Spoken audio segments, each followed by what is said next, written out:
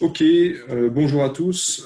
Cédric Girard, je m'occupe de la partie avant-vente, de toute la partie cloud d'entreprise chez Siom. Je suis assisté aujourd'hui d'Anne-Claire Hamon qui s'occupe de m'assister sur cette partie avant-vente, mais également sur toute la partie commerciale et la partie licensing.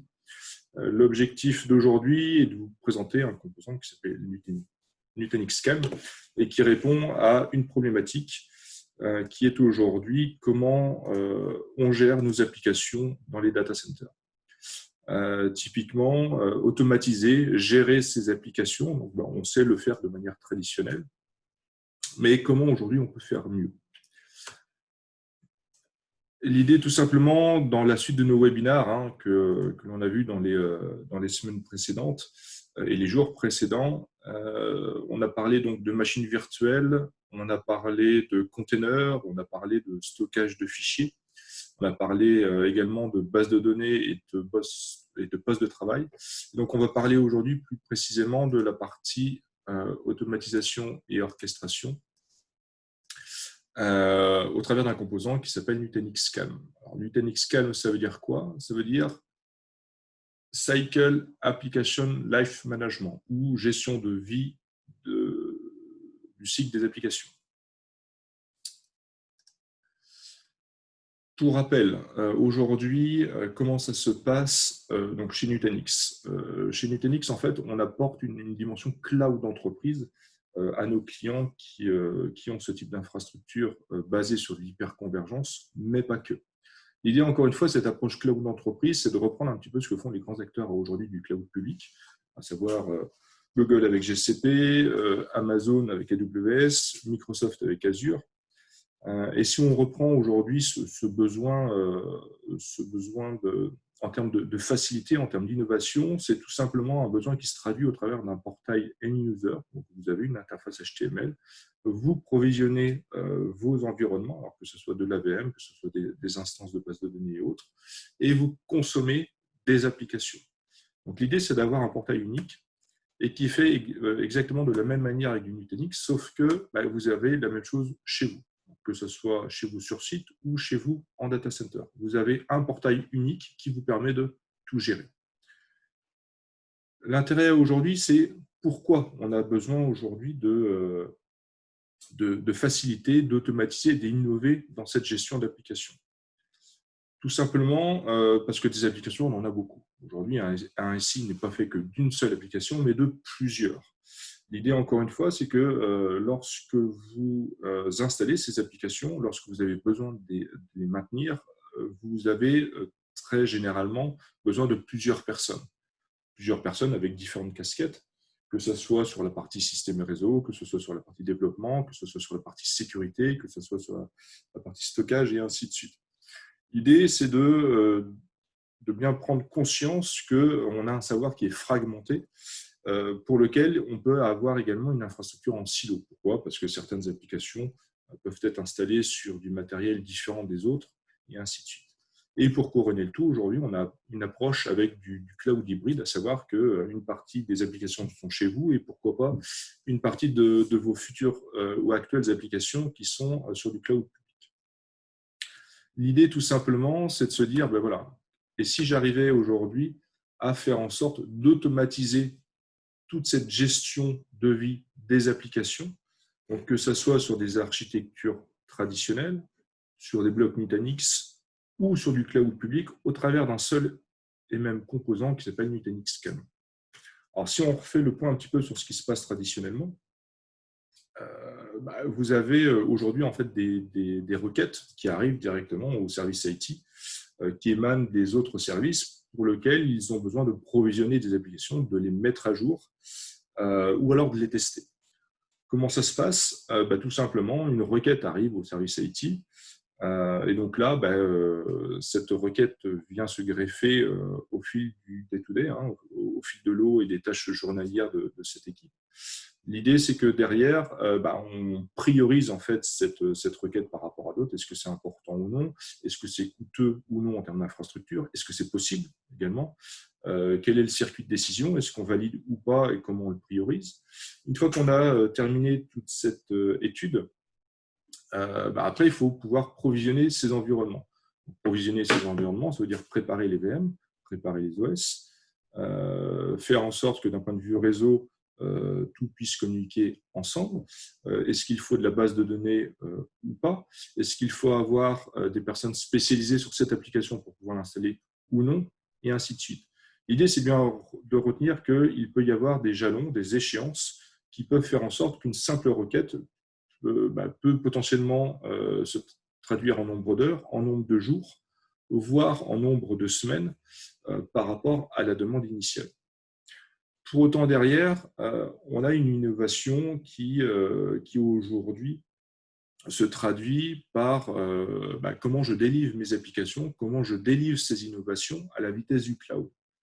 Typiquement, aujourd'hui, lorsqu'on a besoin d'une mise à jour, lorsqu'on a besoin d'un refresh de base de données, lorsqu'on a besoin d'avoir une mise à jour majeure sur une autre application, on le fait de manière traditionnelle par lot. C'est-à-dire qu'on va attendre d'avoir un certain nombre de fixes, un certain nombre de mises à jour à apporter pour pouvoir le mettre en place suite justement à ce fameux workflow qui peut être relativement chronophage.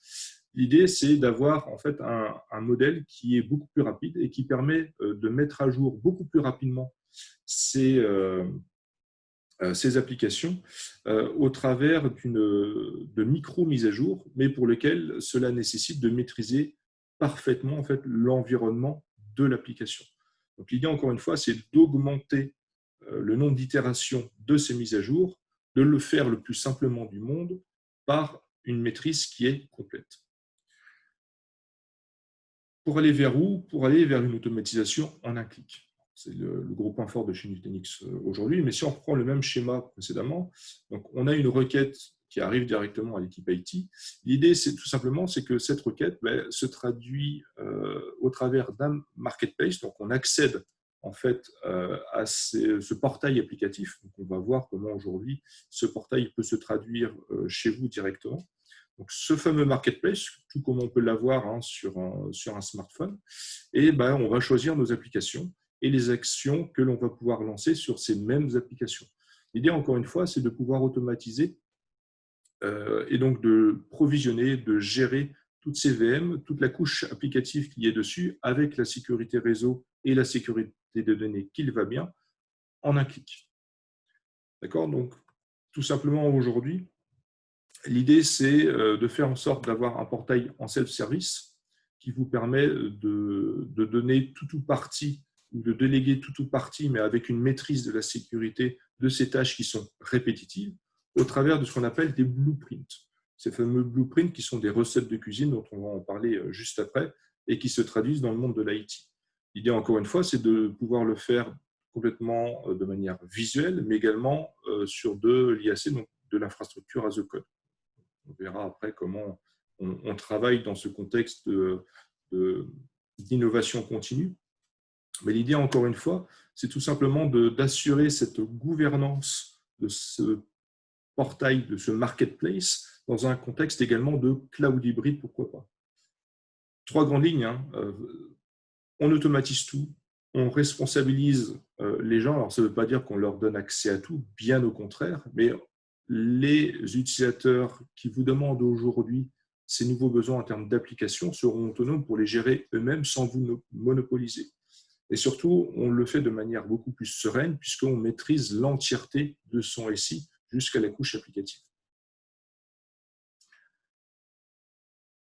Encore une fois, Nutanix aujourd'hui vous apporte de la liberté. Alors, liberté de choisir, encore une fois, c'est vous qui choisissez votre plateforme de virtualisation, donc que ce soit sur du Nutanix avec du VMware ou de la HV, mais également sur des infrastructures qui sont déjà existantes, hors contexte Nutanix. Vous avez du VMware, aujourd'hui vous saurez piloter au travers de Calm vos VM et les applications qui sont dessus, si vous êtes déjà nativement sur VMware.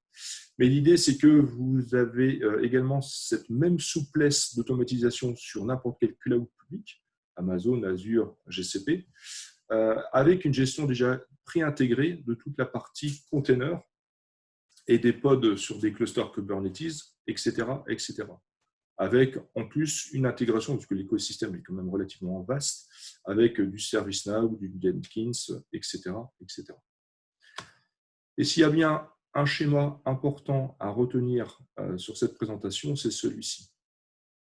Encore une fois, Nutanix Calm aujourd'hui est un portail qui est complètement automatisé. C'est-à-dire que vous allez pouvoir mettre à disposition, à travers d'un marketplace interne, des applications qui sont déjà pré-packagées, que l'on va retrouver chez les grands de ce monde, et on va le voir juste après. Mais l'idée, c'est de pouvoir donner toute partie de la gestion du cycle de vie de ces applications directement aux utilisateurs finaux, aux équipes système et réseau. C'est encore vous qui en assumez la gouvernance et qui choisissez le niveau de granularité en termes de déploiement. Mais l'idée, encore une fois, c'est bien d'avoir vos utilisateurs qui décident au travers d'un marketplace de pouvoir provisionner, de pouvoir maintenir, d'effectuer des tâches sur vos applications au travers d'un framework qui est standardisé et fourni par Calm, pour lequel vous avez une gestion visuelle, mais également la possibilité de faire de l'infrastructure as a code, avec tout un système d'API qui va avec.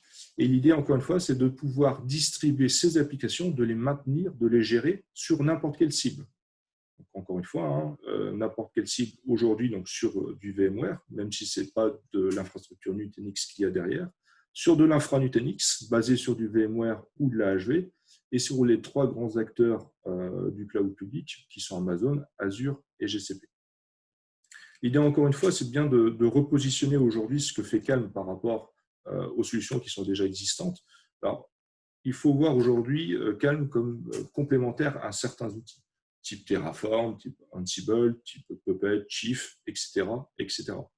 Là où on va pouvoir en fait se comparer en termes de solutions par rapport à des compétiteurs, là on va y retrouver les grands acteurs, à savoir vRealize, Cloud Bolt, et ainsi de suite. Bon, l'idée, tout simplement, c'est de se dire quoi? C'est de se dire qu'avec Nutanix Calm aujourd'hui, vous avez accès à un marketplace de base, c'est-à-dire comme vous pouvez l'avoir aujourd'hui sur des stores de vos smartphones, vous pouvez télécharger des applications et les déployer les plus simplement du monde. Bon, l'idée, c'est que vous en avez certains qui sont déjà préconfigurés, mais que derrière, vous pouvez également apporter les vôtres, c'est-à-dire personnaliser vous-même vos applications. Alors, je vois qu'il y a quelques petits commentaires en attendant. Clac. Alors, OK. Et donc, l'idée, pardon, excusez-moi, donc les partenaires aujourd'hui vous fournissent un certain nombre de blueprints par défaut qui vont vous permettre de déployer vous-même vos applications, mais vous pouvez également faire vos propres applications personnalisées. Alors, comment ça se comporte? Tout simplement, encore une fois, ces fameux blueprints sont comparables à des recettes de cuisine.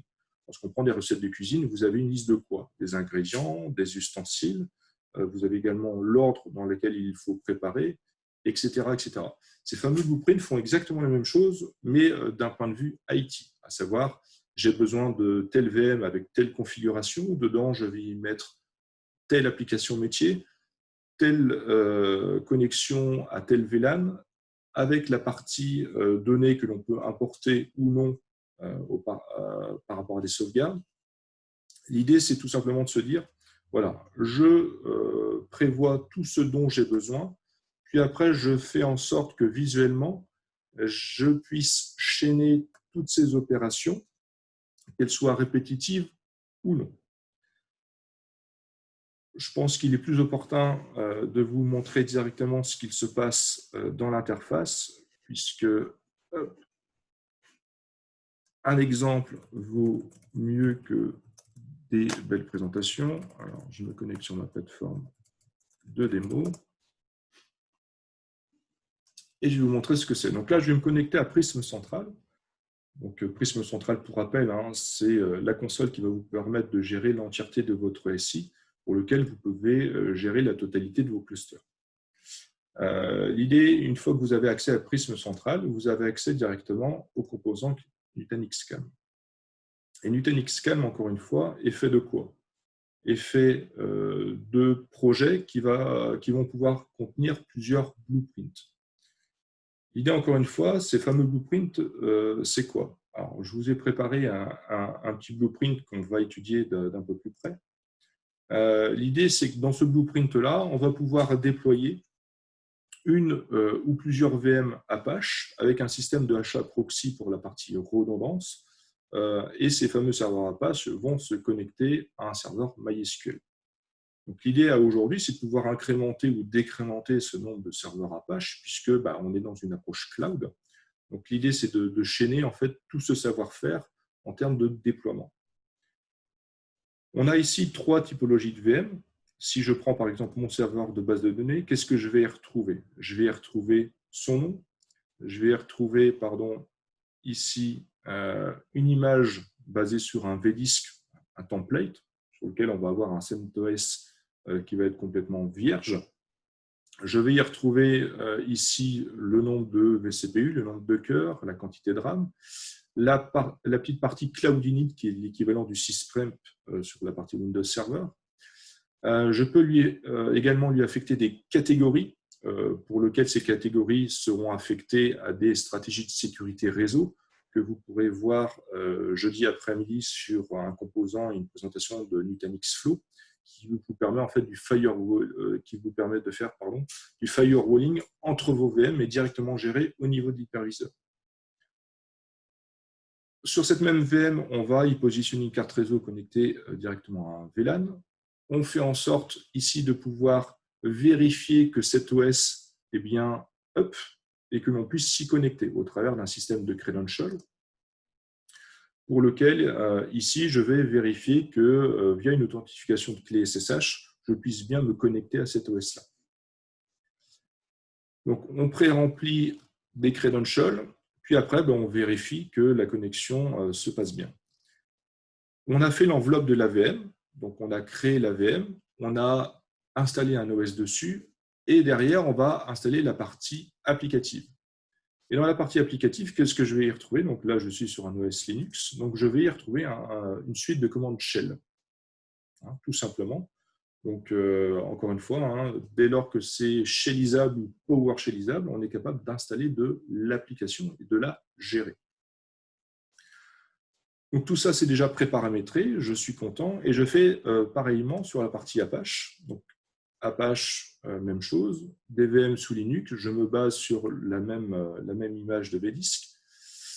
J'ai également la partie préparation de l'OS, etc., etc.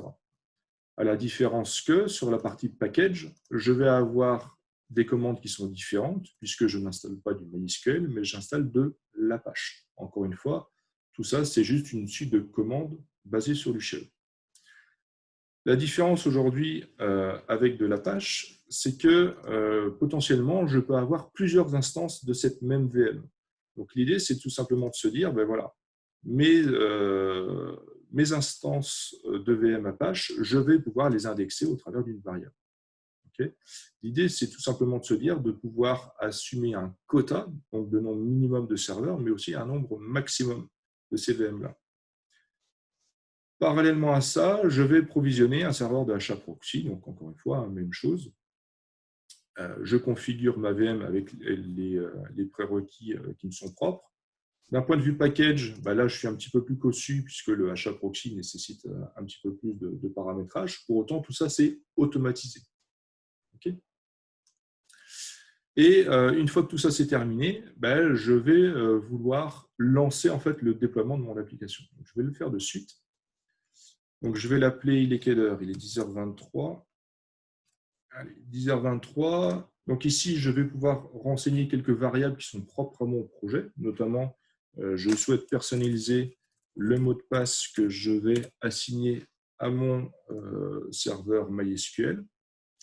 Je ne l'ai pas précisé, mais j'ai effectivement un accès à une API qui va me permettre d'envoyer des messages sur Teams.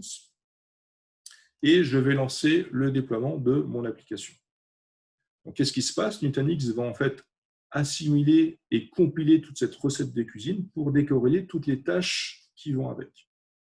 Okay.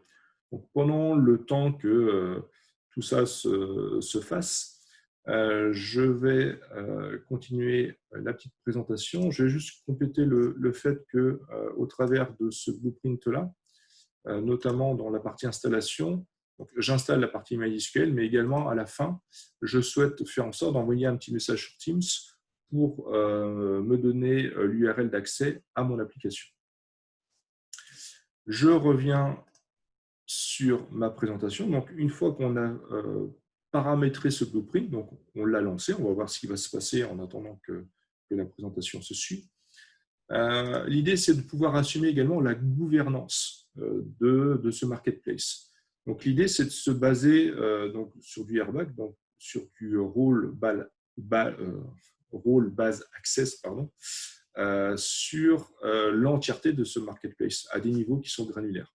Donc, que ce soit au niveau des projets, que ce soit sur certains quotas, que ce soit sur les accès au réseau ou les paramètres d'authentification.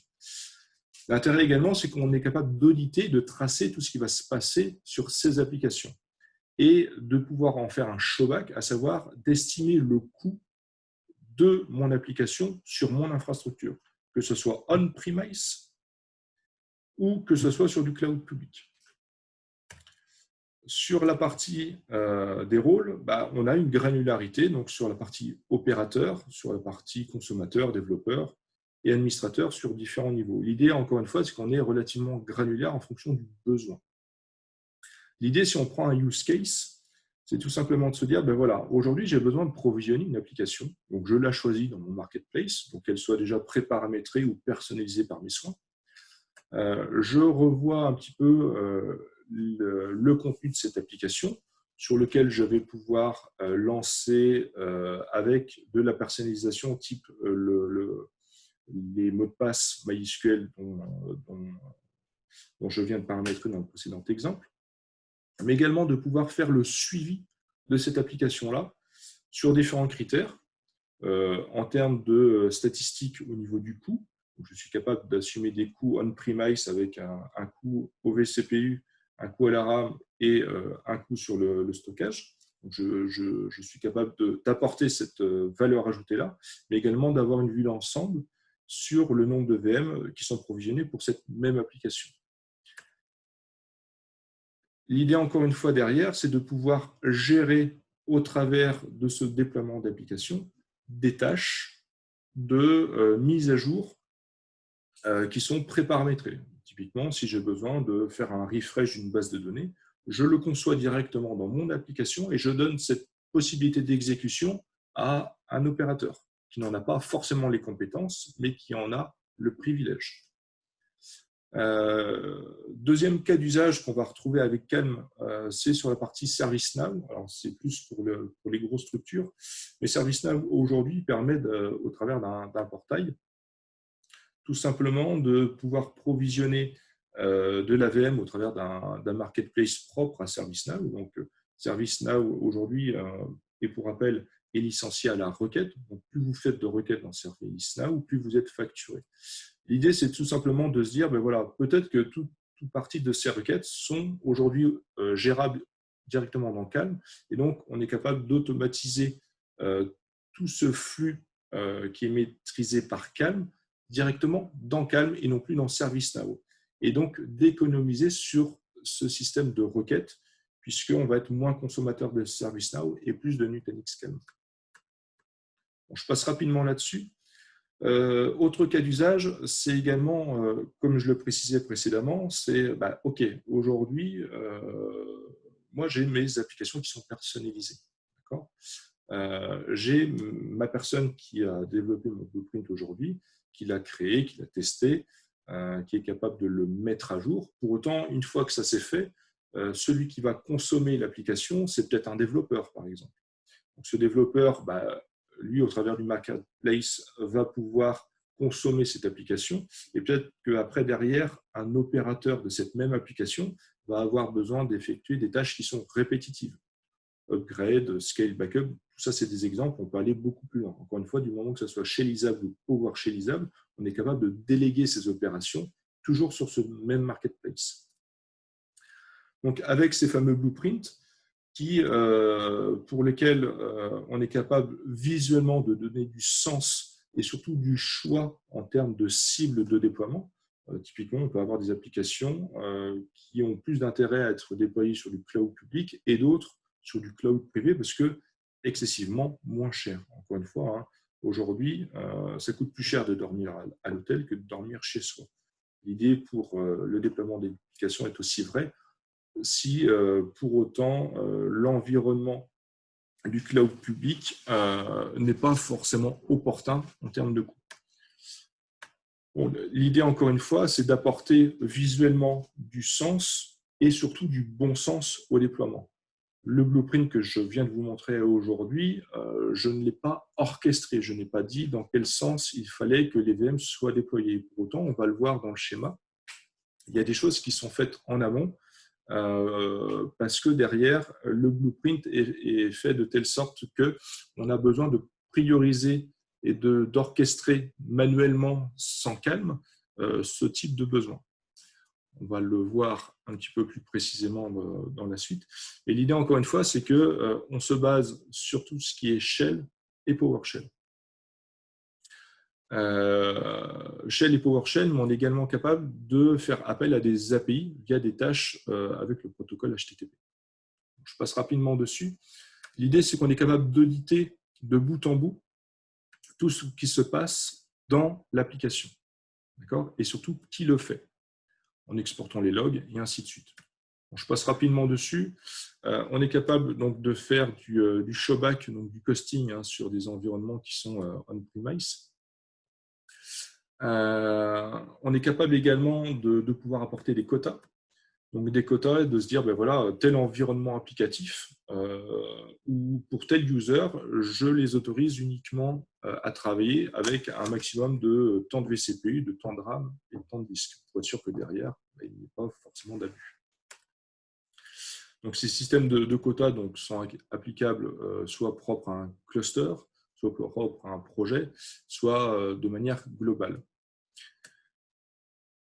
On est également capable de voir en temps réel l'usage de ce projet, de ces quotas, pour être sûr que derrière, il n'y ait pas d'abus et qu'on puisse comprendre, si toutefois on est bloqué, que le quota est réellement appliqué. Je passe rapidement dessus. L'idée, encore une fois, dans Calm, c'est qu'on est capable de créer des runbooks. Donc, on l'a vu tout à l'heure, hein, on a possibilité aujourd'hui de pouvoir scripter, encore une fois du Shell ou du PowerShell, mais on est capable également d'avoir des runbooks. Ces fameux runbooks, ils vont pouvoir, en fait, par rapport à des cycles de décision, donc on descend un petit peu profondément dans la partie scripting, mais d'avoir des tâches à, voilà, si telle tâche répond telle réponse, je suis capable d'orienter vers une tâche qui est conditionnée, etc. etc.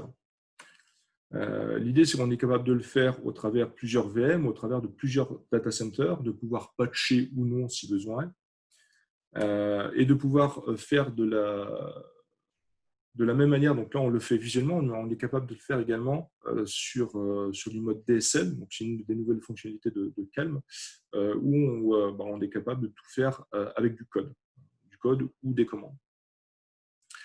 Donc, on est capable donc d'éditer ce genre de choses, de pouvoir, donc on l'a vu, de pouvoir faire des boucles, de pouvoir gérer également des conditions. L'idée, c'est qu'on puisse le faire de manière graphique ou pas, ou en ligne de commande. Encore une fois, c'est l'utilisateur qui choisit. Le système de décision qui va bien, bon, je passe rapidement dessus, on peut aller vraiment très très loin sur cette partie de rebook, qui est vraiment une grosse nouveauté de cette nouvelle version de Calm. On est capable de faire donc, de l'infrastructure as a code, on est capable de le faire de manière complètement visuelle. Ce fameux infrastructure as a code, c'est la couche DSL que vient apporter cette nouvelle version de Calm. Bon, je vais passer rapidement là-dessus. L'idée, encore une fois, c'est qu'on en a pour tout le monde. Pour ceux qui préfèrent la partie visuelle, de tous ceux qui font des process d'innovation continue, de CICD, et tout ça avec un écosystème qui est quand même relativement vaste sous forme de GitHub. Je passe encore une fois rapidement dessus. On va revenir très rapidement sur cette partie démo. Juste avant de reparler de cette partie démo, l'idée, encore une fois, c'est qu'on est capable également de se greffer sur une infrastructure de containers. Donc, comment Nutanix aujourd'hui propose un composant dont on a fait la présentation la semaine dernière qui s'appelle Nutanix Carbon, qui vous permet de préparamétrer des clusters Kubernetes ou un seul serveur Kubernetes au travers de différents pods. L'idée, c'est ou plutôt c'est de savoir que Calm aujourd'hui intègre cette partie container directement à ses matrices de déploiement, à ses blueprints. Je passe rapidement dessus. L'idée, encore une fois, c'est qu'on est multi-cloud, donc on est capable de déployer ces mêmes blueprints, que ce soit on-premise, mais également que ce soit sur du cloud public, et que ces blueprints sont les mêmes, c'est juste la cible de déploiement qui va changer. Et surtout, après, derrière, c'est de pouvoir définir des coûts sur la partie on-premise et de pouvoir les comparer sur du cloud public.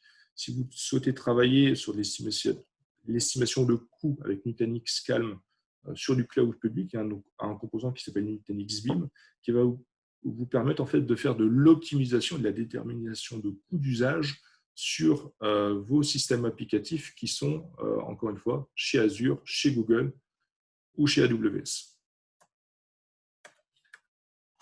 On passe rapidement dessus pour en arriver sur la partie étude de Showback. L'idée, c'est que je vous laisse maintenant poser vos questions pendant qu'on suit un petit peu ce qui se passe dans la démo. Donc, on a déployé notre application qui s'appelle Deezer 23 et on va voir un petit peu ce qui se passe. L'idée aujourd'hui, c'est que on voit que mon application Deezer 23 vient de terminer l'installation de mes packages Apache, mais que derrière, ce Calm a séquencé ça a posteriori avec le déploiement de HAProxy, puis la partie MySQL. C'est quand même étonnant, puisque si derrière je regarde ici, je ne lui ai donné aucune liaison. Alors, comment ça se fait qu'aujourd'hui Nutanix Calm est venu prioriser, encore une fois, à dire pourquoi aujourd'hui je déploie d'abord Apache, puis après HAProxy, puis MySQL, alors que je ne lui ai rien demandé. J'aurais pu lui demander, avec un système très simple de flèches, de lui dire, voilà, aujourd'hui, moi je souhaite que Apache soit d'abord installé, puis après HAProxy et MySQL. Aujourd'hui, il n'en est rien. Pour autant, Calm a déterminé qu'il fallait d'abord qu'il installe Apache, puis l'HAProxy et puis le MySQL. Pourquoi ? Tout simplement parce que si on regarde un petit peu plus près ce qui se passe dans le déploiement du HAProxy, on va voir que dans la partie scripting, on détermine ici qu'on a besoin en fait des adresses IP des VM Apache pour pouvoir configurer correctement le HAProxy. Et donc Nutanix Calm, au moment où on a fait le launch de ce blueprint, a vu justement ce besoin d'adresse IP, ou plutôt de variable qui est soumis à la bonne exécution et la finalisation du déploiement en fait, de ces VM sous Apache, et donc a conditionné le fait de déployer cette couche HAProxy au seul fait que Apache doit être de prime abord correctement déployé. Donc on a vu qu'on avait également un lien entre le HAProxy et la partie MySQL, donc on va regarder pourquoi. Tout simplement parce qu'ici, dans Teams, j'ai demandé à ce qu'un message soit envoyé, et dans ce message, je lui dis j'ai besoin de l'adresse IP de mon HAProxy. Et donc Nutanix Calm, avec l'intelligence qui lui est propre, a déterminé qu'il avait besoin de séquencer le déploiement de ces différentes VM juste à cause de ces présences de variables. Donc, vous n'avez en fait aucune intelligence à apporter à l'orchestration. On peut quand même le faire de manière manuelle. Là, on a fait en sorte que tout se passe de manière automatisée et calculée directement par Nutanix Calm. L'idée, encore une fois, c'est que derrière, vous avez tout un tas d'actions qui sont préparamétrées dans Calm, et vous pouvez également paramétrer des actions qui sont personnalisées. Donc, on voit ici du DB Restore, du DB Backup, Scale In, Scale Out. Donc, on va aller voir un petit peu ce qui se passe dedans. Lorsqu'on fait, par exemple, un DB Backup, on va voir que sur la partie MySQL uniquement, la partie HAProxy et la partie Apache, rien n'est configuré là-dessus. Si on regarde ce qui se passe dans la partie DB Backup, on va voir qu'on opère un MySQL dump directement dans des variables que l'on va retrouver au niveau du projet. OK. Qu'est-ce que je voulais vous montrer d'autre? Donc, on était sur la partie DB Backup, pardon. Donc, l'idée, c'est que cette variable de DB Backup, on puisse la définir directement ici. Donc, soit on la définit et on l'enregistre directement dans le blueprint, ou alors on permet de la personnaliser au lancement de l'application. D'accord? Pareillement sur la partie Restore, on est capable d'aller chercher directement des cibles, ou plutôt des précédentes sauvegardes pour effectuer la restauration. La partie Scale in, Scale out, tout simplement, c'est quoi? C'est de se dire, OK, j'ai mon HAProxy, par contre, je voudrais augmenter mon nombre de serveurs Apache puisque j'ai de plus en plus de clients qui se connectent dessus. Donc, qu'est-ce qui se passe dans la partie Scale in? Tout simplement, on vient dire que on vient incrémenter le nombre de serveurs Apache à déployer. Donc, on va se rebaser sur la configuration de la VM, sur la partie package install. Et une fois que ça c'est fait, on va venir configurer la partie HAProxy avec le script qui va bien. Encore une fois, pour que le HAProxy puisse venir intégrer ce nouveau serveur Apache. Donc, on le fait de manière scaling, mais on est capable également, donc ça c'est pour l'augmentation du nombre de serveurs Apache, on peut également le décrémenter et effectuer ce même type de configuration. Si j'en reviens à mon application et à son déploiement, où est-ce que j'en suis rendu? J'en suis rendu qu'il a fini de déployer mes serveurs Apache, il a terminé de déployer ma partie HAProxy, et donc il est en train de déployer mon serveur de base de données MySQL. Donc, on est capable de voir un petit peu ce qui se passe dans la partie audit. Donc, encore une fois, avec une philosophie one-click. Et on a accès au retour en fait, des commandes qui sont faites en shell, puisqu'on est dans un environnement Linux. Donc, l'idée, on a juste à suivre en fait, ce qui se passe. Bon, là, il m'a fait ses yum install, ses yum update. Derrière, il passe donc aux étapes suivantes, et ces étapes suivantes vont venir s'incrémenter au travers de cette console. Okay, donc, on va le laisser gentiment travailler. Donc là, on est dans un environnement full Linux. Pour autant, on est capable de faire la même chose avec des environnements Microsoft. Sur du Microsoft, donc, on n'est plus sur du Shell, mais sur du PowerShell. Ici, dans ce blueprint-là, qu'est-ce que je vais venir y voir? Tout simplement des déploiements de serveurs de fichiers Windows Server. Ici, ce n'est plus du MySQL, mais du SQL Server. Donc, encore une fois, vous allez venir ici préparamétrer un certain nombre de choses. On est capable de syspreper la partie OS. On y affecte tous les best practices SQL Server en termes de nombre de vdisks pour un maximum de performance. On y affecte donc les cartes réseau si on le souhaite. Puis après, derrière, on passe à la partie installation applicative. J'ai mon OS qui est déjà préinstallé. Et derrière, qu'est-ce que je suis capable de faire? On est capable de désactiver la partie UAC.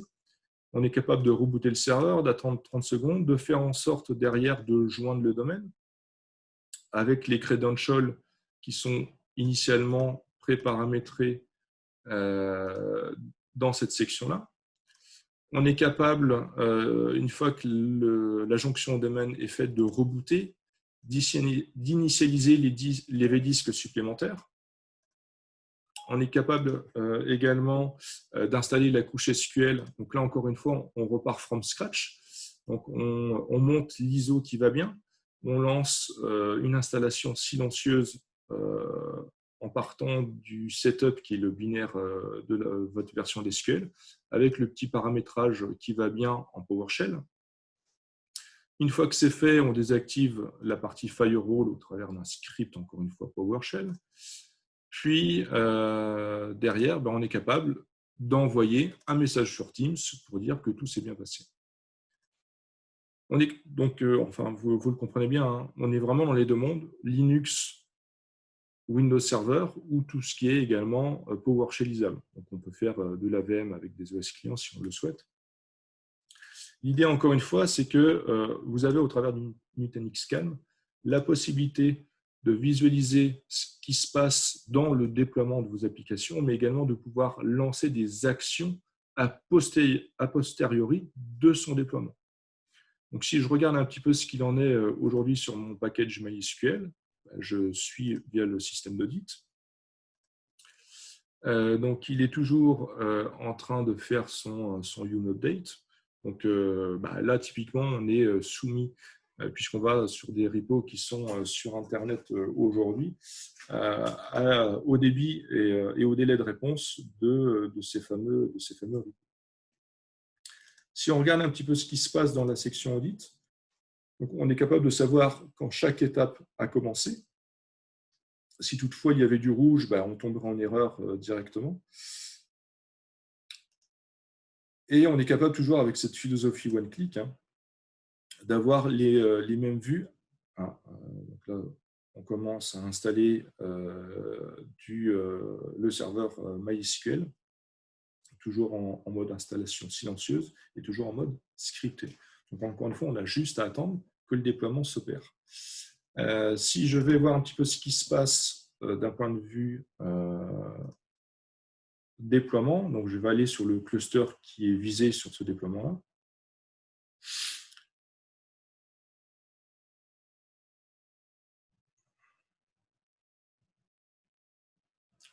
Et donc, je vais voir que sur ce cluster-là, il y a eu un certain nombre d'opérations de création de VM, de personnalisation, de mise sous tension de ces dites VM, et le tout orchestré directement par Calm. Donc, typiquement, aujourd'hui, j'ai mon application Deezer 23 qui est ici, avec mes différentes VM, pour lequel je peux prendre la main directement sur la console et de voir un petit peu ce qui se passe. Encore une fois, là, c'est des scripts shell qui sont lancés en SSH sur du Linux, donc on ne voit rien sur la console. Pour autant, on va pouvoir voir derrière ce qu'il se passe dans la partie Nutanix Scan. Hop.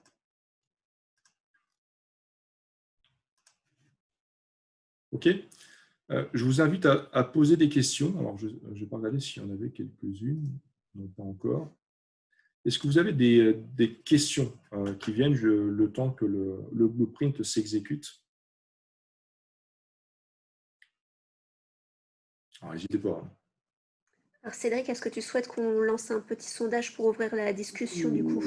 Merci Anne-Claire. C'est vrai que j'ai oublié la partie sondage. Donc, c'est vrai qu'on a parlé tout à l'heure du fait qu'on arrive à automatiser certaines choses. Est-ce que déjà, vous, à aujourd'hui, vous avez des systèmes d'automatisation ou est-ce que vous suivez ces parties déploiement au travers de procédures que vous avez déjà rédigées? Alors, je vais laisser Anne-Claire lancer le petit sondage qui va bien.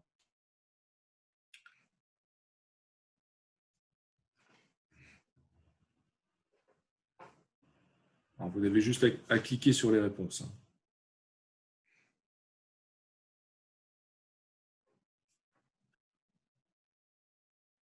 Moi, personnellement, je sais que tout est déjà automatisé, mais je n'ai pas le droit de cliquer.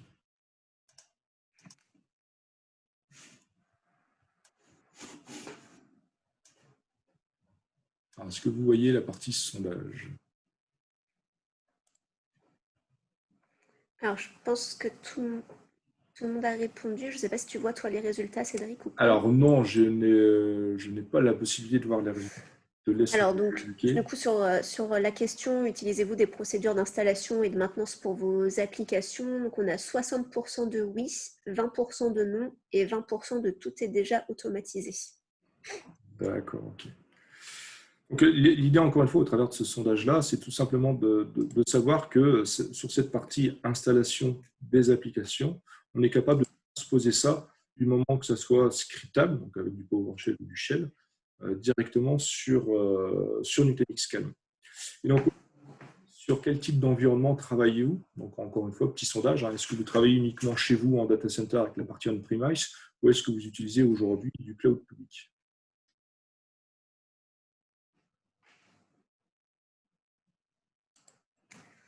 Alors là, ça a été très rapide. Donc, du coup, on a 75% de on-premise et 25% de cloud public. D'accord. Donc, sachez que pour toutes les cibles, hein, que ce soit on-premise ou cloud public, on est capable aujourd'hui, au travers Nutanix Scan, de pouvoir gérer votre SI de la même manière au travers de ces fameux blueprints. Encore une fois, un blueprint pour du cloud public ou un blueprint pour du on-premise est exactement le même. Il y a juste la partie cible qui change. OK. Donc là, bon, tout ça suit son cours au niveau de l'installation du serveur MySQL. Derrière, je vois que on a terminé, que mon message Teams s'est envoyé. Alors, je vais vérifier dans Teams que derrière, effectivement, ça se passe bien. Je vais vite fait dans mon calendrier d'équipe. Et je viens de recevoir un message comme quoi, à 10h48, mon application de 10h23 a été correctement déployée.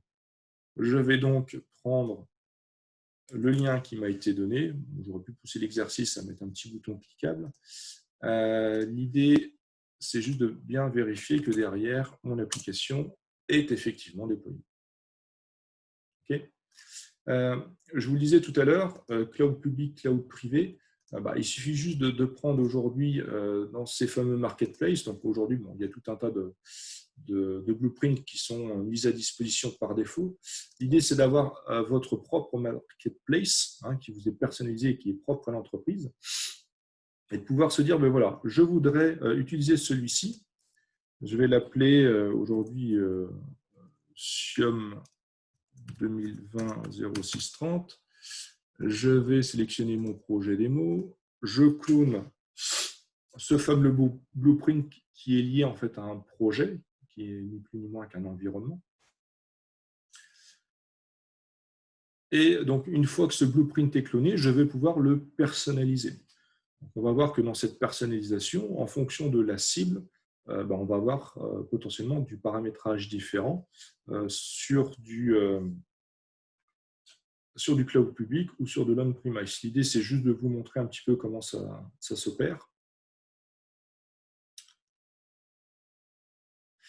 Donc, vous voyez qu'ici, on peut le diffuser donc, sur du Nutanix, sur du VMware ou sur les 3 grands clouds publics. L'idée, encore une fois, c'est que en fonction des différentes cibles, parce qu'on peut avoir des interfaces ou des VLAN réseaux qui sont différents, on est capable de personnaliser ce fameux blueprint. L'idée, encore une fois, c'est qu'on travaille de la même manière, avec le même blueprint, donc le même environnement applicatif, sur des cibles qui sont différentes. OK. On arrive sur la fin du webinaire. Est-ce que vous avez des questions? Donc les questions arrivent s'il y en a. Vous voyez juste qu'aujourd'hui, mon application, donc 10h23, est terminée de se déployer, donc elle est en mode running. Je suis capable derrière de pouvoir lancer, si je le souhaite, des actions. Donc encore une fois, réaliser du DB backup, du DB restore. Moi, j'ai le plus haut niveau de privilège à aujourd'hui. Donc l'idée, c'est encore une fois, si je veux faire mon DB backup, je lance ma tâche de DB backup. Si par contre, j'estime que j'en ai terminé, qu'est-ce qui va se passer? Je sélectionne mon application, je fais un delete, et là, Nutanix, à l'inverse, va faire en sorte de supprimer tout cet environnement applicatif, toutes ces VM, le plus proprement du monde. C'est-à-dire que derrière, il a su les créer, il a su installer les applications, mais il va également savoir les désinstaller correctement et proprement. Donc, ça veut dire que c'est lui derrière qui va orchestrer le fait d'arrêter les services, qui va orchestrer le fait pourquoi pas lancer certains scripts qui sont liés à la suppression de l'environnement. Typiquement, je vous montrais tout à l'heure un exemple sur la partie Microsoft, donc avec la jonction domaine. Je suis également capable de faire dans la partie SQL Server Delete, Podball, je l'ai peut-être dans mon file server, la partie delete. non plus. Donc, autant je suis capable de faire de la jonction domaine, mais je suis capable également de quitter un domaine via un petit script PowerShell dans un monde Microsoft, mais qui sont nécessaires en fait à la désinstallation de l'application pour le faire proprement. Si je reviens donc sur le fait d'effacer en fait une application, donc j'ai encore une fois tous les services qui vont se lancer dessus. Donc je suis capable de voir en fait tout ce qui va se passer. Et une fois que Nutanix a fait en sorte d'arrêter tous les services qui vont bien, je suis capable de supprimer les VM. Donc c'est Nutanix aujourd'hui qui va faire en sorte de supprimer ces fameuses VM de mon application pour être sûr que derrière, tout soit fait correctement.